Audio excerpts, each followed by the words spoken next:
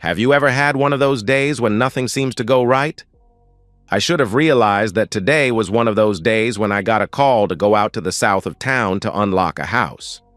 I've always disliked that part of town. It's full of rich snobs who think that the sun shines on their backs 24 hours. Most of them act like they know everything, so I just knew this was going to be a real hassle of a job. As I rolled up in front of the white McMansion and saw the lady of the house in a terry cloth robe and not much else, I sighed loudly. Yep, this was going to be an absolute nightmare for sure. I stepped out of my truck and grabbed my basic pick and bump key set, hoping against hope that this was not going to be a high-security setup like a multi-lock or Medeco. Finally, you're here! I told them I needed someone fast and you took over half an hour. Thank goodness I wasn't dying or anything. I passed a smile on my face, even though I wanted to turn around, get back in my truck and leave. My client, who was doing her very best to impersonate a screech owl, was a fair representation of what I had come to expect of this neighborhood. I would guesstimate the late 30s, had some body work done, definitely too much primping of the face, and she was your basic trophy wife to some 60-year-olds I would hazard to guess. Sorry, ma'am. Got here as quick as I could. Is it the front door you are having issues with?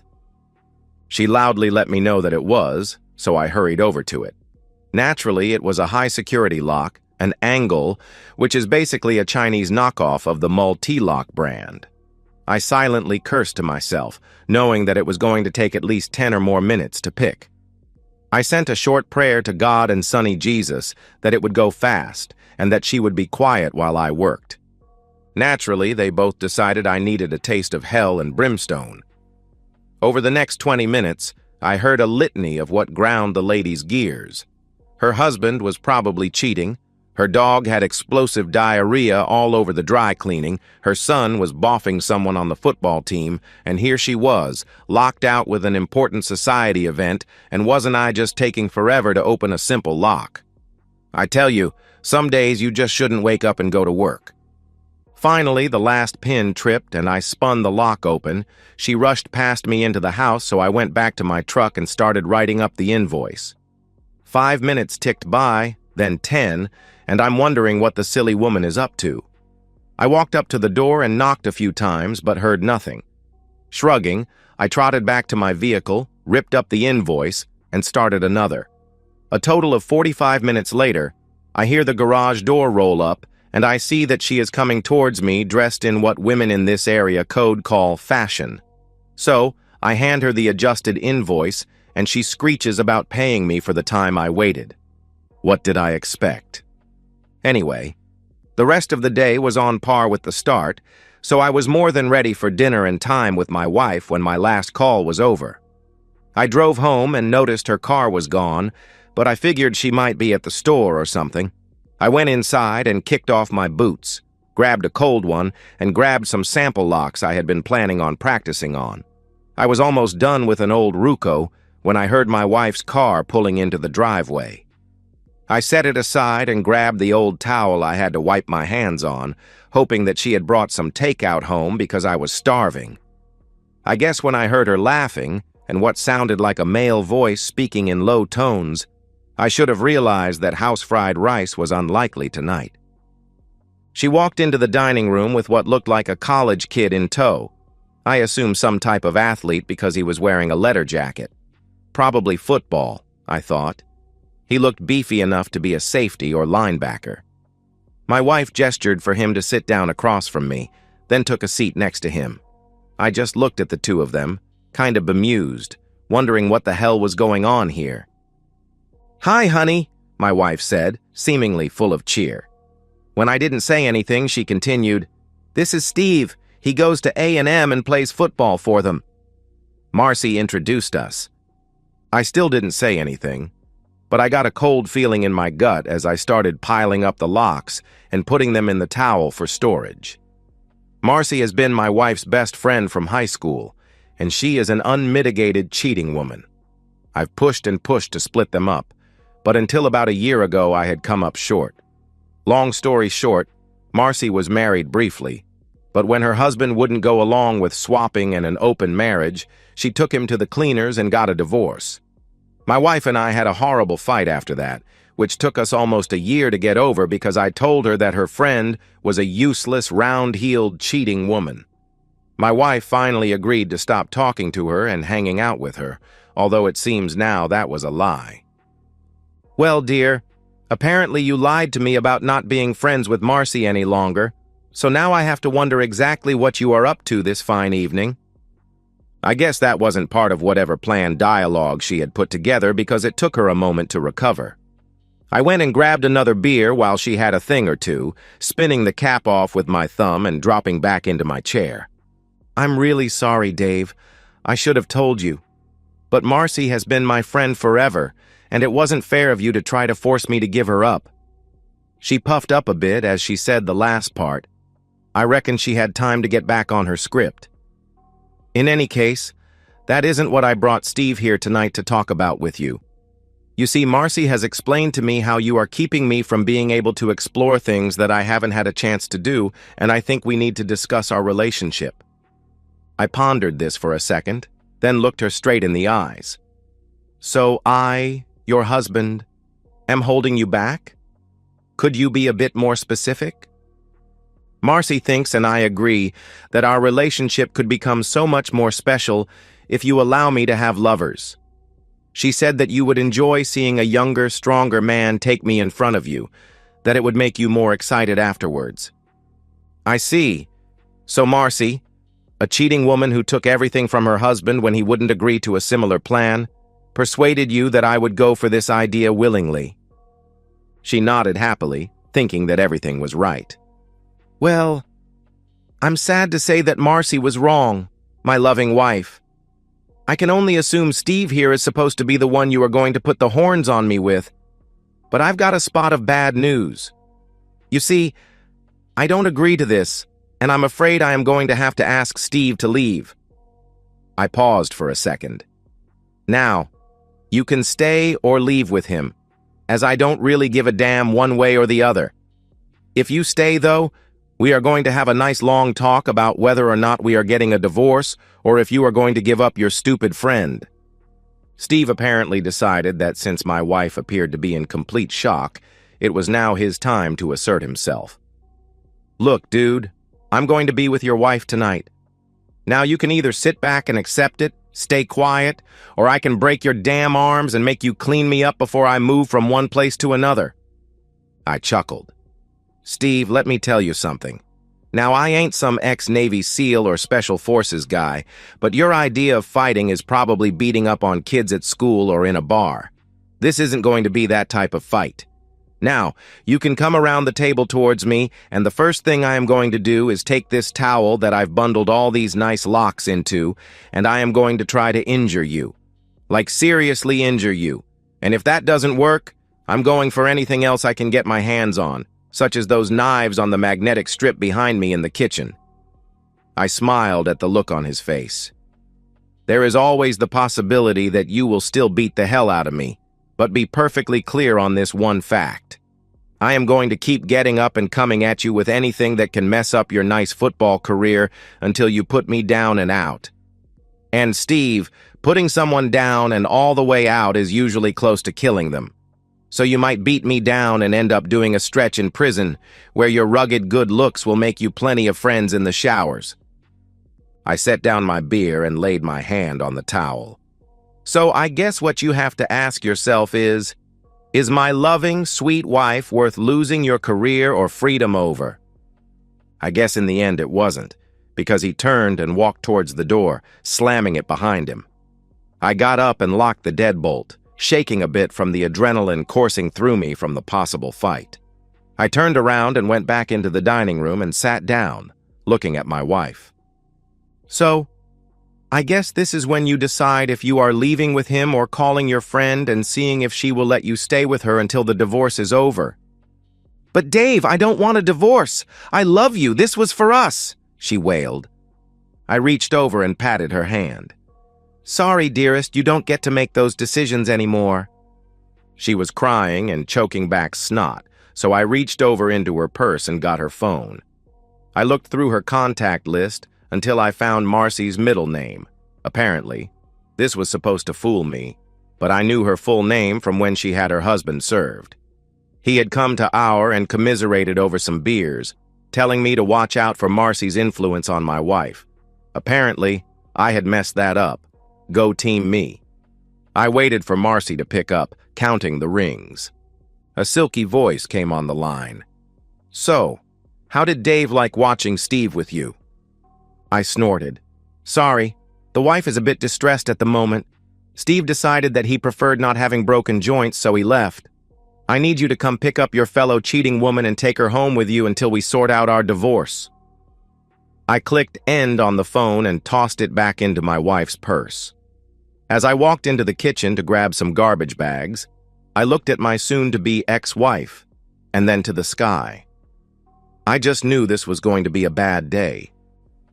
6 months later, I was finishing up another job in that same snobby neighborhood.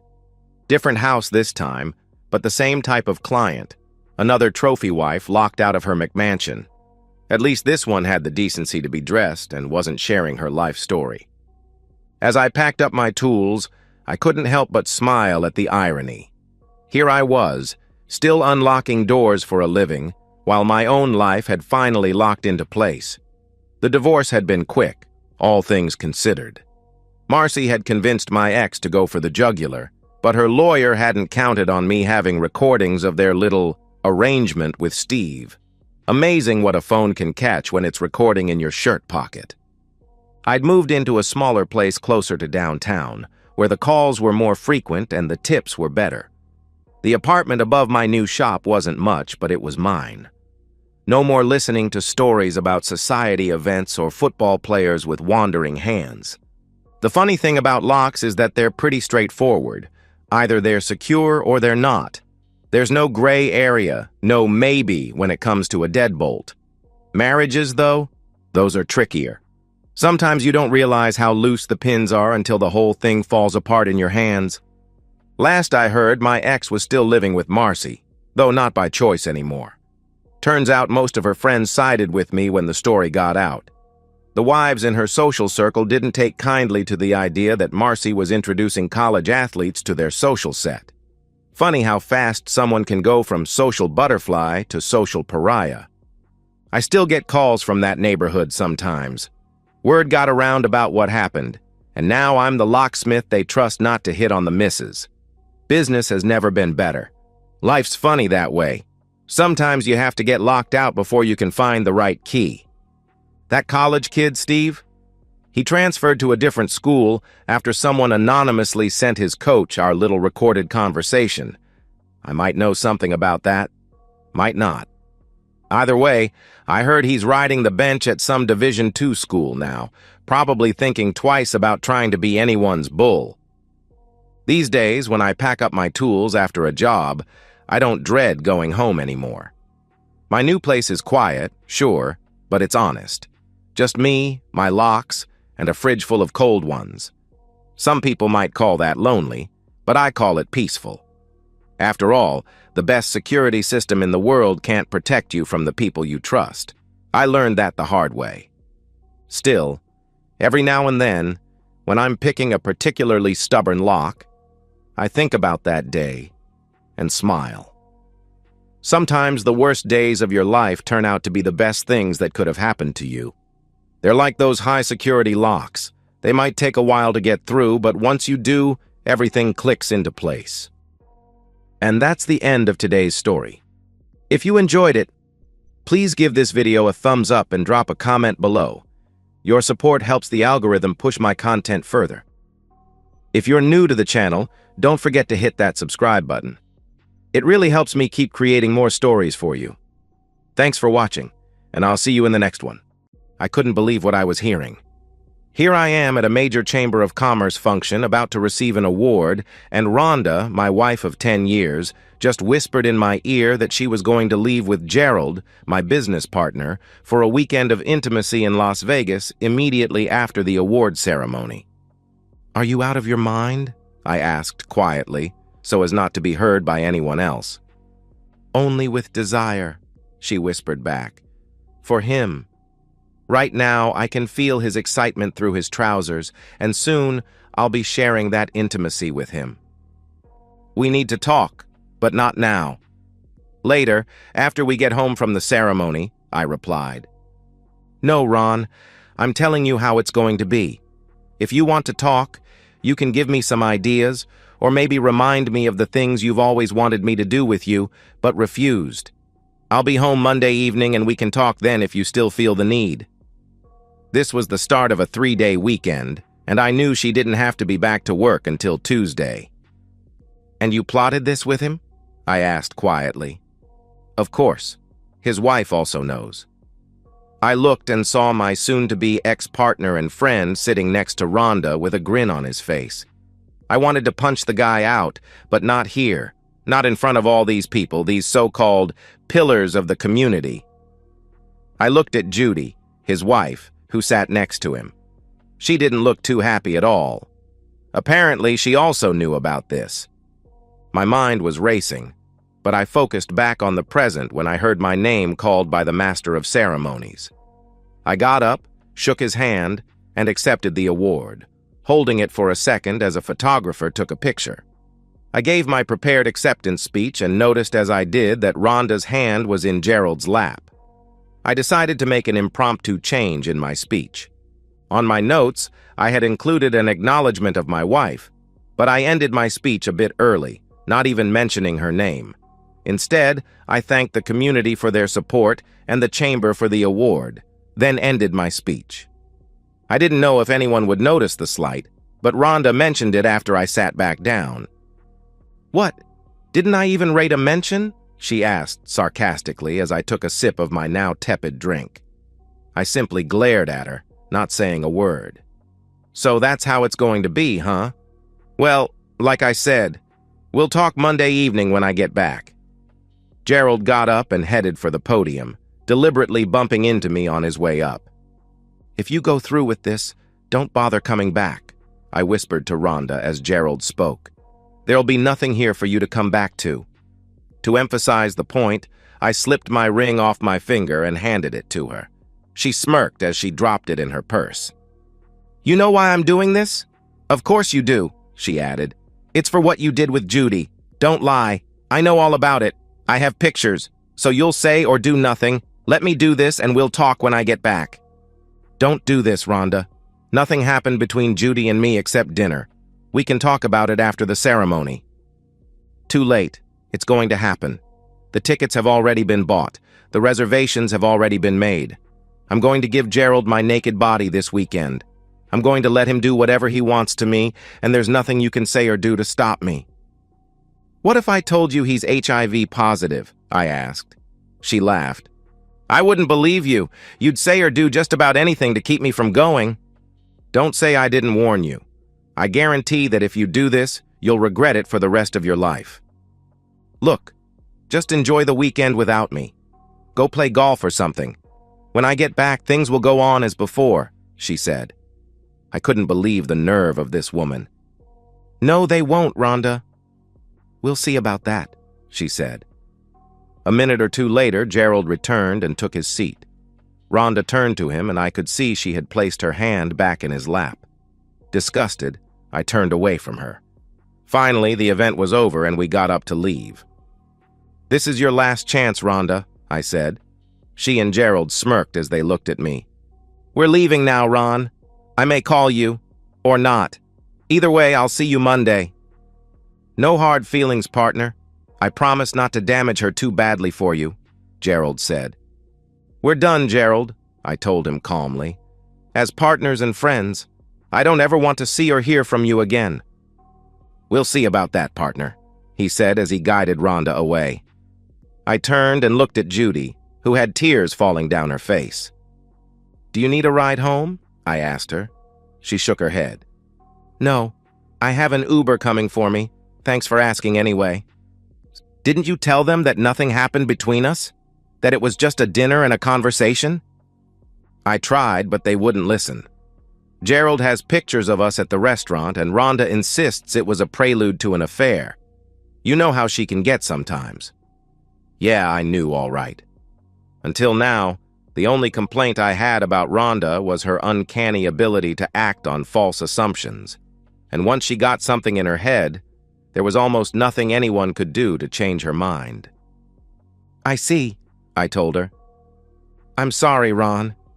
You don't deserve this. I only hope he thought enough to bring condoms." "It doesn't matter," I said. "Whether he uses a condom or not is immaterial.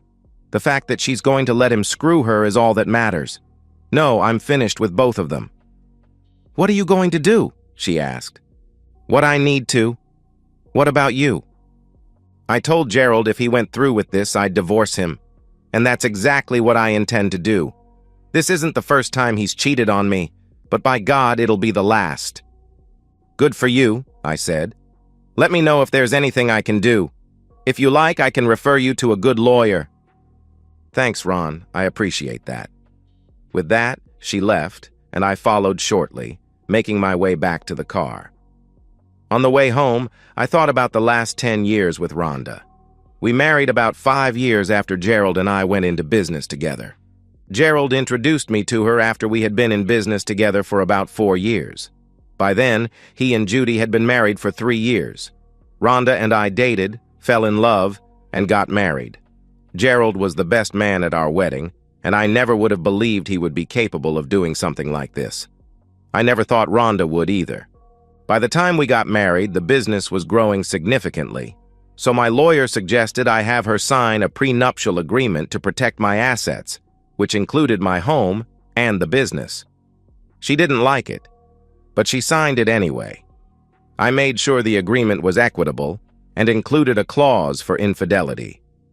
I had a lot to do and not a whole lot of time to get it done. It was still fairly early in the evening when I got home, so I called my lawyer, Jim Simpson, on his cell. "Hey, Ron," he said. "I thought you and Rhonda would be celebrating your award tonight. What's going on?" He listened as I told him what happened earlier in the evening. "Oh my God, Ron, I'm so sorry to hear that," he said when I finished. "You want me to start drawing up papers?" "Yes, Jim. I want a divorce for adultery based on our prenuptial, and I want you to draw up papers dissolving the partnership." When Gerald and I drew up the partnership, we included a clause that said the partnership could be dissolved if one or more of the partners engaged in morally unacceptable behavior that could significantly impact the operation of the business. I felt this certainly fell into that category. "Are you sure about that?" he asked. "Yes, absolutely. I want it reorganized as a sole proprietorship if possible. I know we had talked about incorporating it as a limited liability company before. Maybe this is the time to do that." "All right, I'll get the ball rolling on that. It's going to take some time, though." "I know, but I want the partnership dissolved as fast as possible, and I want my losses mitigated as much as possible." "Consider it done, my friend," he replied. "Thanks," I said, ending the call. I knew that under the terms of the agreement, I would have to pay Gerald something to get him out of the company, so the less I had to give him, the better. I knew Jim would come through for me. A couple of hours later, I got a call from Rhonda. "I just wanted to let you know we're at the hotel in Vegas, and I'm so ready for a weekend of hot intimacy. Rhonda, you should know before you do this that Gerald is HIV positive. If you go through with this, you'll regret it for the rest of your life. Stop this nonsense and come home right now. If you do, then maybe, and I do mean maybe, we can fix our marriage." "Oh, Ron," she said with a laugh. "Are you still on that? Get over yourself. This is going to happen. I am going to let Gerald have me all weekend long. In fact, I'm getting excited just thinking about it." "Rhonda, I'm warning you," I began to say, but she had already ended the call. That was it. I had warned her, but she refused to listen. The rest of my now screwed-up weekend was spent exorcising Rhonda from my life. On Jim's advice, I went to the bank on Saturday morning and took care of things there, paying off her credit card before canceling it. I got 3 voicemails from Rhonda and a few text messages over the weekend. She was doing her best to get me riled up. "Oh, yeah," she moaned in one of her voicemails. The other voicemails were very similar.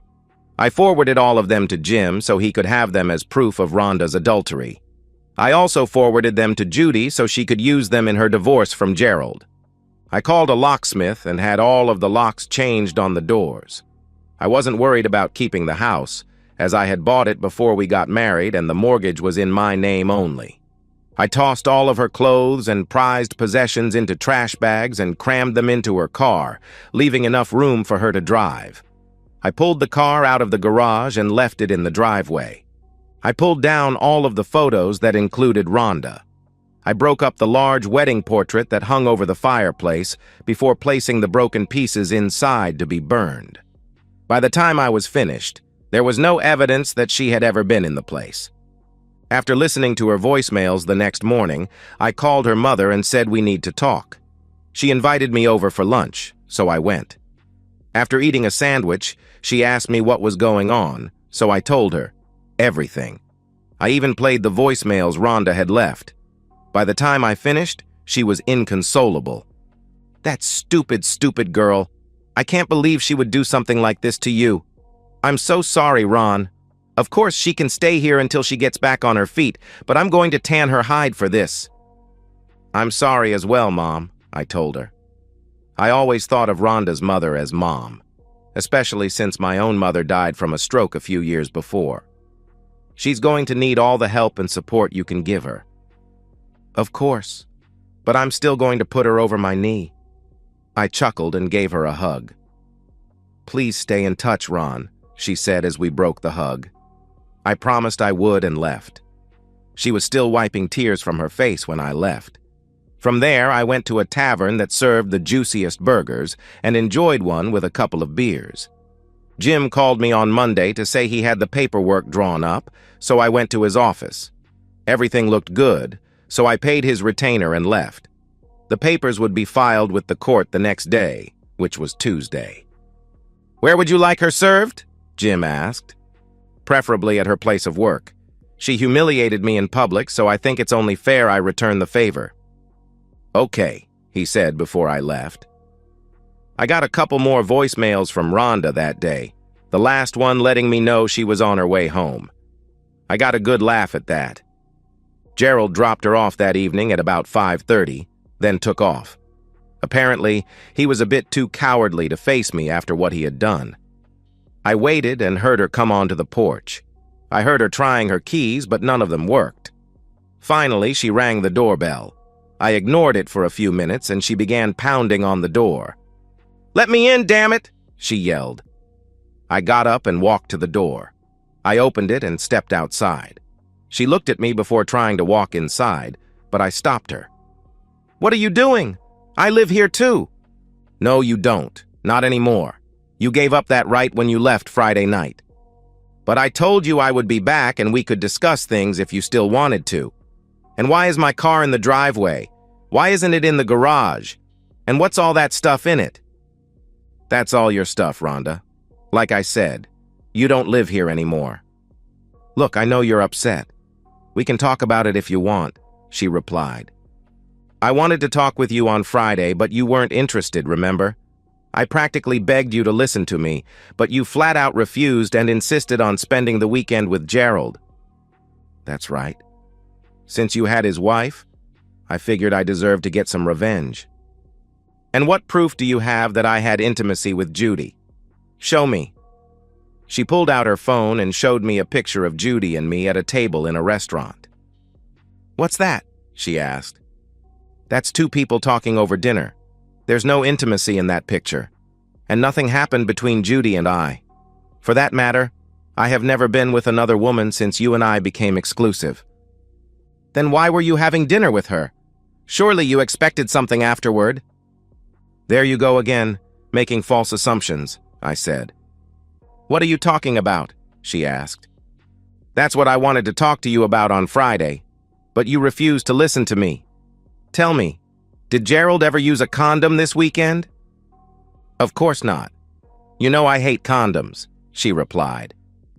"I see, and I guess you let him finish inside you multiple times." "That's right. I still have some of him inside me right now. I was going to let you clean it out of me. And if you were truly sorry, I would have considered being intimate with you, but I don't think that's going to happen." "So, you were planning to kill me then?" I said. Her eyes grew wide. "Of course not.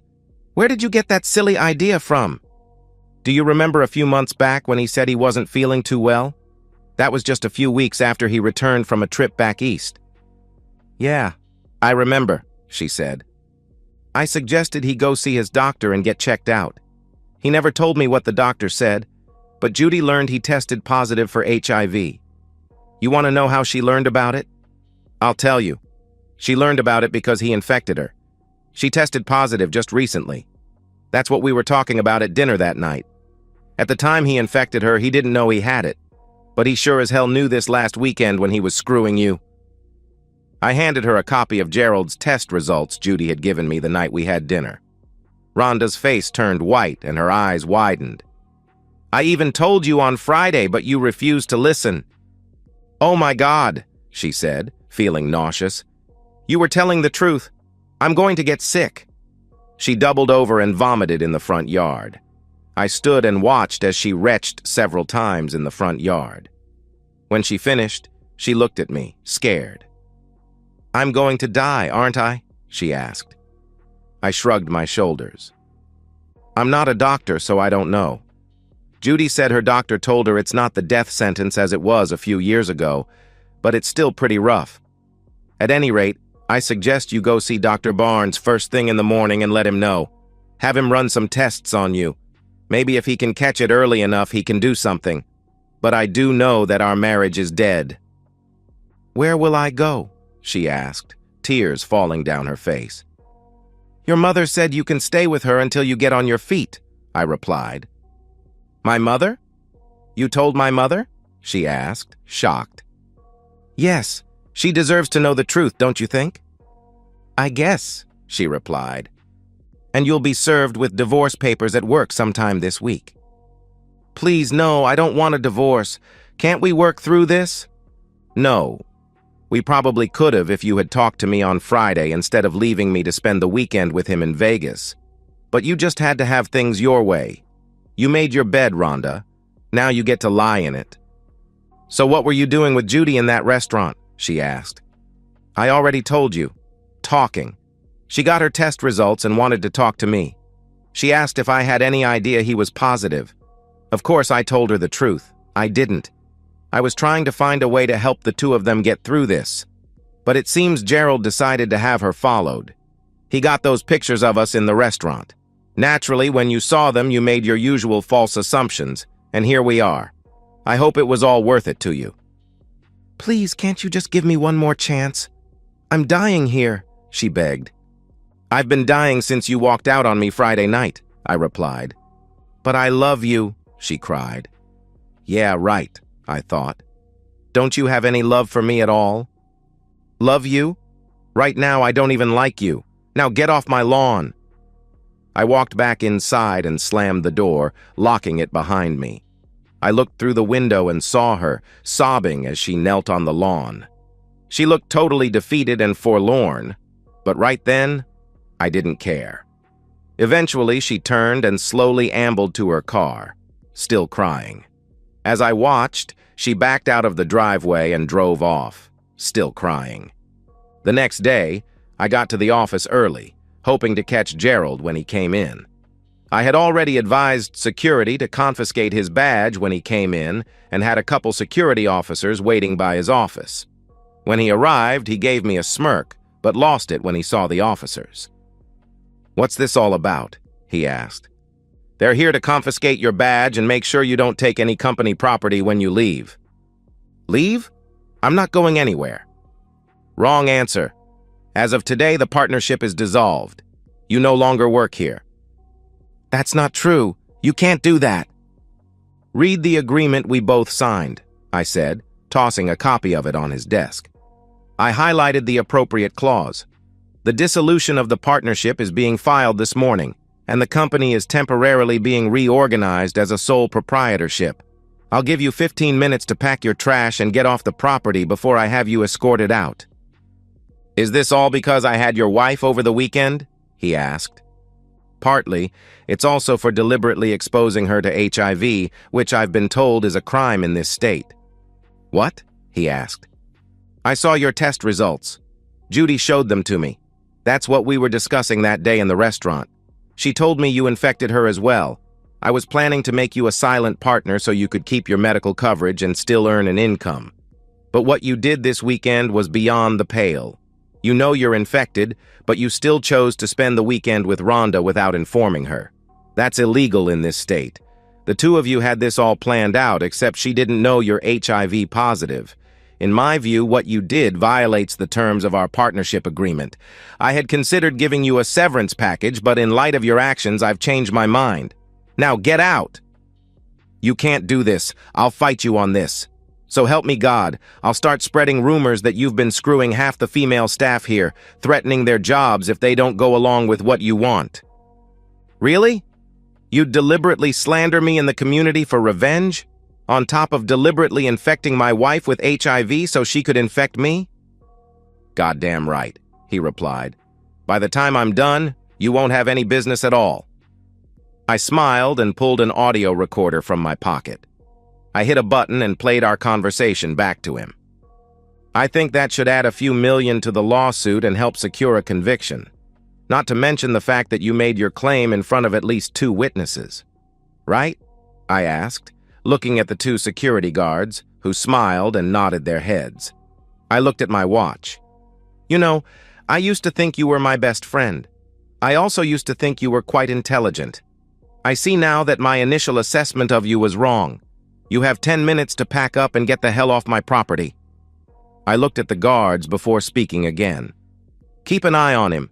Make sure he doesn't touch his computer and only takes what's his." "Yes, sir, Mr. Hastings," one of the guards said. Gerald packed his stuff as the security guards watched. On his way out, he stopped by my office. "I'm sorry, Ron," he said. "Just go. Get out." After Gerald left, I called a meeting of all employees. It was crowded in the main office, but I felt they deserved to know there would be changes.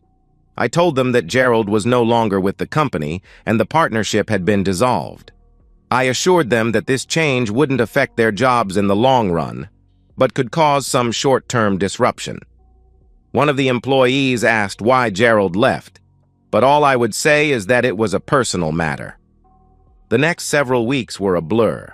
Rhonda was served with divorce papers at her place of work on Thursday, which prompted a great deal of gossip.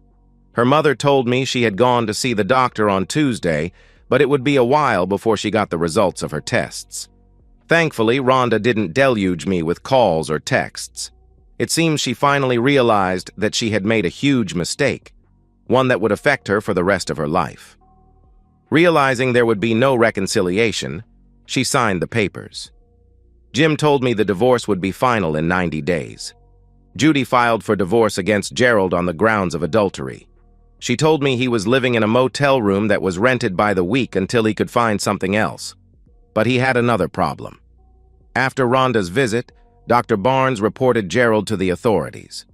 From what I learned, the state we live in requires those infected with HIV to inform their partners before any sexual activity takes place.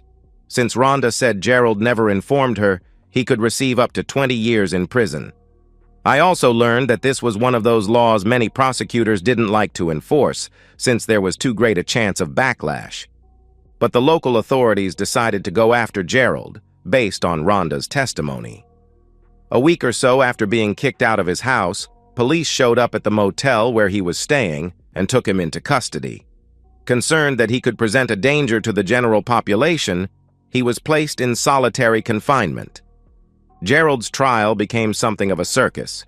The prosecuting attorney painted him as a cruel, manipulative SOB who deliberately set out to infect me, his partner, with the disease by first infecting Rhonda.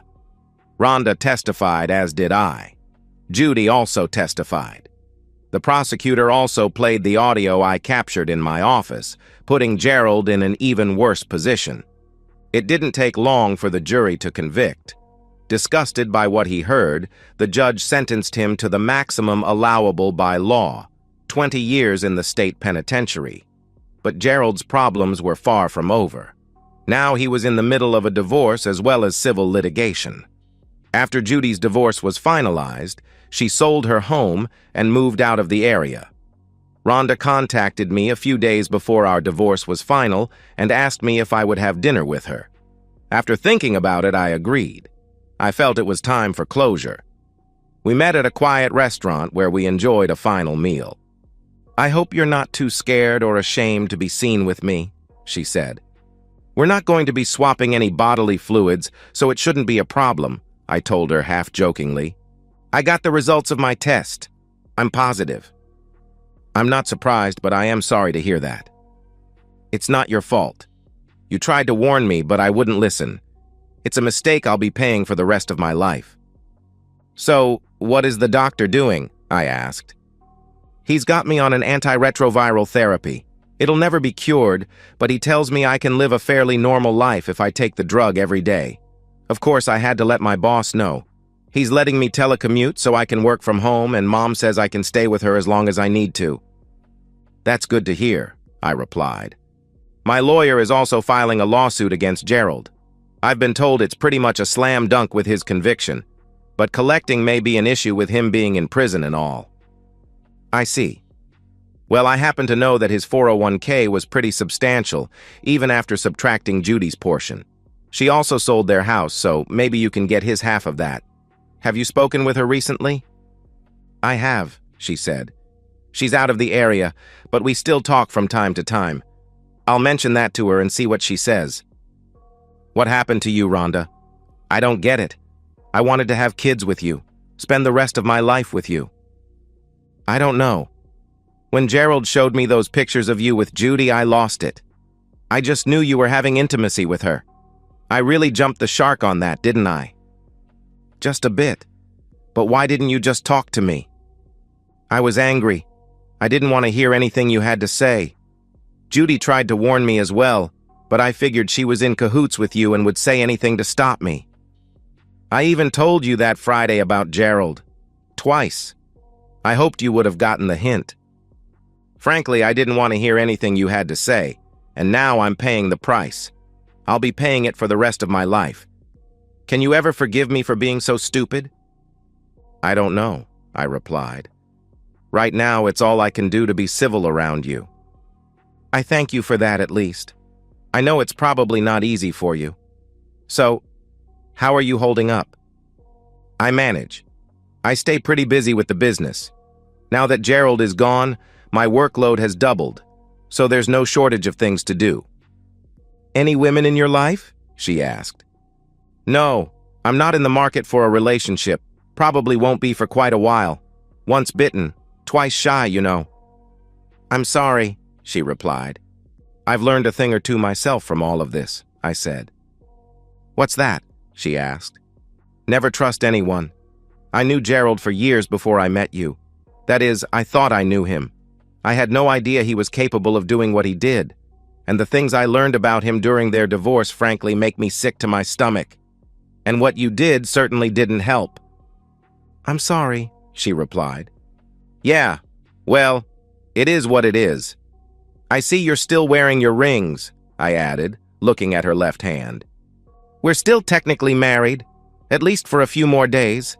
If you want them back, you can have them, but I was hoping you'd let me keep them." "I don't want them," I replied. "I'd just take them down and sell them anyway. Why would you want them?" "As a reminder of what I once had and threw away. They're yours. Do with them what you want." "Thank you," she said quietly, a tear falling down her cheek. "I'd better get going now. I have a lot to do yet tonight. Tell your mother I said hello and good luck." "I will, and thanks, Ron. I really am sorry about all this." "Yeah, me too, Rhonda. Goodbye." I could hear her sobbing as I left. I wasn't as angry as I was when this all first went down, but I still felt sad. It's not easy ending a decade-long relationship with someone you thought you'd spend the rest of your life with. Work went on as normal, and within a year, things had settled down to a steady roar. I had plenty of opportunities, but chose not to date or pursue a relationship. I still had some serious trust issues after what Rhonda and Gerald had done. For me, life consisted of working, eating, and sleeping. I had no social life whatsoever. A year and a half after my divorce, Denise, my secretary, introduced me to her younger sister, Angela, at a company event. She was a couple of years younger than me and had just gotten through a divorce from her husband, who left her for another woman. We began dating, taking things one step at a time, slowly. Both of us had been burned by our previous spouses and still had some trust issues. But as we spent more time together, our trust in each other grew. We dated several times over the course of a month before we ended up spending the night together in my bed. A few months later, I popped the question and she said yes. Our wedding is set for the spring, to be followed up with a 5-day Caribbean cruise. We extended an invitation to Rhonda's mother, but we don't know if she plans to attend. I'm still hurting from what Rhonda and Gerald did, but Angela has done a superb job of healing the scars. I've done my best to help her heal as well, and I'm certainly looking forward to spending the rest of my life with her. Thinking about Angela, I'm often reminded of the old saying, sometimes the bad things that happen in our lives put us directly on the path to the best things that will ever happen to us. And that's the end of today's story. If you enjoyed it, please give this video a thumbs up and drop a comment below. Your support helps the algorithm push my content further. If you're new to the channel, don't forget to hit that subscribe button. It really helps me keep creating more stories for you. Thanks for watching, and I'll see you in the next one.